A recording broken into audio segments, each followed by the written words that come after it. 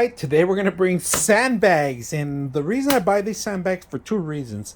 I have an index pool cleaner that requires this type of sand, very fine, clean sand. All right.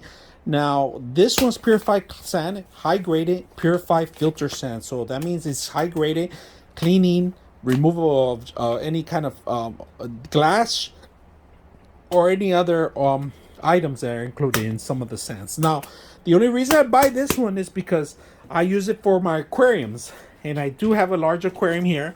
I'm not going to fill it completely, and this isn't a perfect example. I do have an aquarium that has sand and some gravel in there, so that's the only reason I do, because I do plant a lot of seed.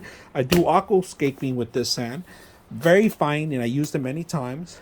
This is my second bag I'm using today, but in the summer I'm gonna use 2 more bags on this. So we're gonna put it together and see how it works. The sand in there. All right, sand goes in there. We're gonna remove it all around. Make sure it gets all the little sections.